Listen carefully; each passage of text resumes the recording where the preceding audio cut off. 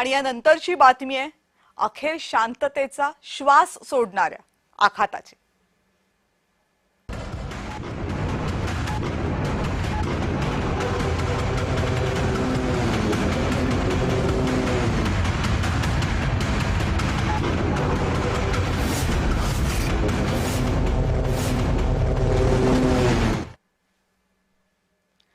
America आणि इराणमध्ये अखेर अंतरिम शांतता करार झाले। हॉर्मुझ तातडीने खुले करण्याचे आदेश देण्यात आलेत आणि सगळ्या जगासाठी ही दिलासादायक बातमी आहे।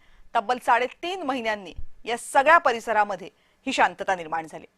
पण ही शांतता टिकणार का, हा करार टिकणार का, हा खरा सवाल आहे।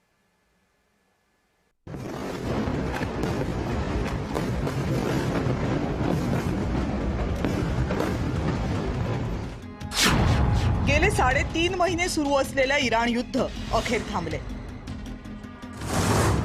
अमेरिका आणि इराणमध्ये अंतरिम शांतता करारावर अखेर एकमत झाले। याची घोषणा रविवारीच होणार होती, पण रविवारी ट्रम्प यांचा वाढदिवस होता आणि त्यांना बर्थडे गिफ्ट देण्याची इराणची काही इच्छा नव्हती। म्हणूनच वेळेतील फरकाचा फायदा घेऊन इराणनं कराराची घोषणा ताणून धरली। पुढच्या 60 दिवसात दोन्ही देशांमध्ये वाटाघाटी सुरूच राहणार आहेत आणि त्यानंतर अंतिम शांतता करार घोषित केला जाणार आहे। या अंतरिम कराराचा परिणाम लगेचच सोन्याच्या दरावर झाला। आंतरराष्ट्रीय बाजारात सोन्याचे दर घसरले आहेत। सगळ्यात महत्त्वाचं म्हणजे हॉर्मुझची सामुद्रधुनी खुली झाली। हॉर्मुझच्या वेशीवरून अमेरिका युद्धनौका मागे घेते।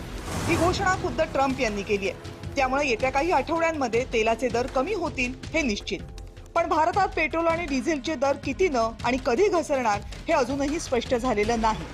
एक मात्र नक्की, युद्ध जर आणखी 2 महिने सुरू राहिलं असतं तर तेलाचे दर प्रति बॅरल 150 ते 160 डॉलर्स पर्यंत पोहोचले असते। त्यामुळे अवघ्या जगात महागाईचा आणखीच भडका उडाला असता। पण ट्रम्प आणि मोज्तबा खामेनी यांना वेळेत उपरती झाल्यानं तुर्तास तरी तो धोका टळलाय। पण हा शांतता करार टिकवण्यासाठी इस्रायलचे पंतप्रधान बेंजामिन नेतन्याहू यांचं सहकार्यही तितकंच महत्त्वाचं असेल। कारण आजच्या घडीला युद्धाची सगळ्यात जास्त खुमखुमी नेतन्याहूंनाच आहे, यामध्ये शंका नाही। ब्युरो रिपोर्ट, जय महाराष्ट्र। आता या शांतता करारामधल्या काही महत्त्वाच्या अटी शर्तींची माहिती समोर आलेली आहे, बघूयात। पहिली अट आहे एकमेकांवरील हल्ले तातडीनं थांबवणं।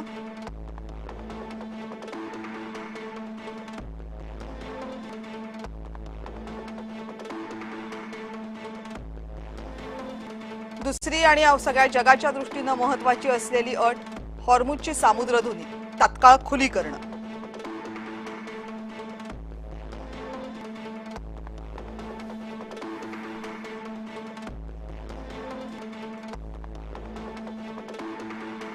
इराणच्या बंदरांवरचे जे निर्बंध अमेरिकेने घातले ते उठवणं। अंतिम करारासाठी 60 दिवसांचा कालावधी आहे। म्हणजे करारावर सह्या जरी झाल्या तरी त्याचे अंतिम मसुदा फायनल करण्यासाठी 60 दिवस घेतले जातील। पुढच्या 60 दिवसांमध्ये नवे निर्बंध लादू नयेत अशी महत्त्वाची अट आहे।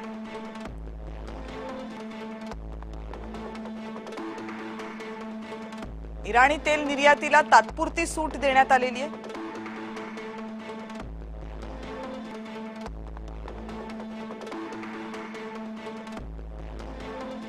आखातामध्ये शांततेसाठी पाऊल उचलणं हे गरजेचं आहे।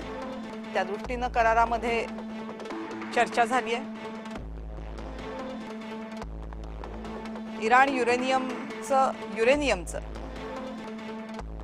संवर्धन करणार नाही, जेणेकरून न्यूक्लिअर वेपन्स बनवता येऊ शकतील। पण अणुभट्ट्यांवर कोणतंही काम होणार नाहीये।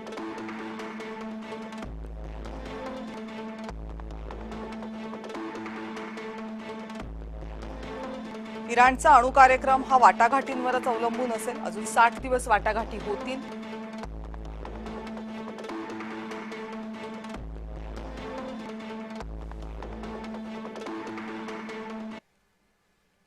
कशावर शांतता करार अवलंबून असेल, बघूयात। यावर्षी इस्रायलमध्ये निवडणुका आहेत। युद्धखोर नेतन्याहूंचं हे मोठं अस्त्र आहे। त्यामुळे कराराचं मोठं यश हे या कराराचा भाग नसलेल्या इस्रायलवर अवलंबून असेल। लेबनॉन या देशामध्ये काबीज केलेली जमीन परत करणार नाही अशी इस्रायलची भूमिका आहे. लेबनॉनमध्ये परिस्थिती जैसे थे असावी अशी इराणची मागणी आहे. या करारावर त्यात भर देण्यात आलेला आहे. हा करार झाला अमेरिका आणि इराणमध्ये, इस्रायलला त्यात समाविष्ट करून घेण्यात आलेलं नाही.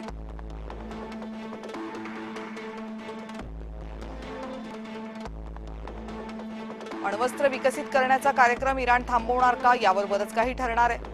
त्यामुळे इराणचा अणु कार्यक्रम हा या करारातला महत्त्वाचा मुद्दा आहे. वीज निर्मितीसाठीच्या अणुभट्ट्या सुरूच राहणार ही इराणची सुरुवातीपासूनची भूमिका आहे. कारण त्यासाठीचं इराण युरेनियम संवर्धन हे फार कमी पातळीचं असतं. त्यानुसार शस्त्रास्त्र नाही बनवली जाऊ शकत. इराणचे हस्तक लेबनॉनमधील हिजबुल्ला आणि येमेनचे हुती बंडखोर यांना इराणचा पाठिंबा आहे. ऍक्सिस ऑफ रेझिस्टन्स असं इराण त्यांना म्हणतं. त्यांना सगळी मदत पुरवतं. पुढचे 2 महिने या 2 संघटना शांत राहतील याची हमी इराण देऊ शकणार आहे का यावरही या कराराचं अस्तित्व अवलंबून असेल.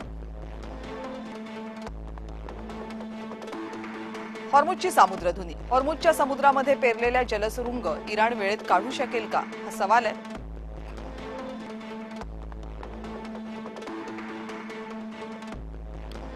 IRGC कडून हॉर्मुझमध्ये हल्ले होणार नाहीत याची शाश्वती काय.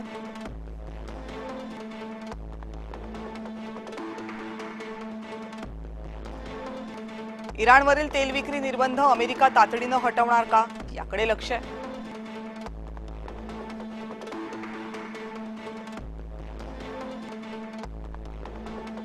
भरपाईची मागणी. अमेरिकेनं भरपाई म्हणून $270 अब्ज द्यावेत अशी इराणची भूमिका आहे.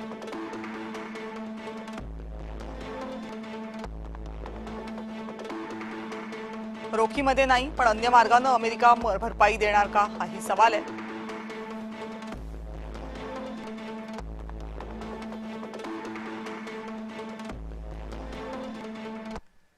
ब्रिगेडियर हेमंत महाजन यांनी या शांतता कराराचं केलेलं विश्लेषण बघूयात. इस्रायलला करेक्शन इराणला मोठ्या प्रमाणात आर्थिक मदत देणार आहे आणि याच्याशिवाय त्याचे जे पैसे अमेरिकेत अडकलेले होते ते सोडवणार आहे. तर हे केलं जाईल का. लेबनॉनमध्ये सीज फायर होऊन जाईल का. म्हणजे अनेक गोष्टी व्हायला पाहिजेत दोन्ही बाजूनी. तर सकारात्मक बाबी अशी आहे की आर्थिक प्रलोभन असल्यामुळे एखाद्या वेळी इराण ऐकू शकेल. दुसरं, अनेक देश आज इराणवरती दबाव टाकतात त्याच्यामुळे ते ऐकतील.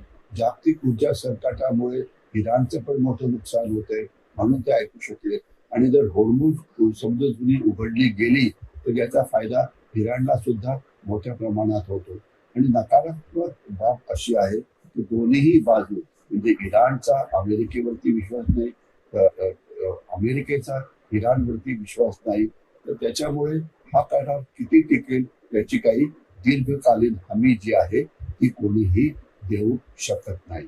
परंतु याचा भारतावरती काय परिणाम होईल याच्यावरती आपण जास्त लक्ष ठेवायला पाहिजे. जर पुढचा करार टिकला, गल्फ ऑफ हॉर्मुझ उघडली तर भारताकरता फार चांगला आहे. तेलाच्या किमती कमी होतील आणि आपला जो व्यापार आखाती देशांशी हॉर्मुझ मधून होत होता तो वाढेल. या बुलेटिनमध्ये इथेच थांबूया. पाहत रहा जय महाराष्ट्र.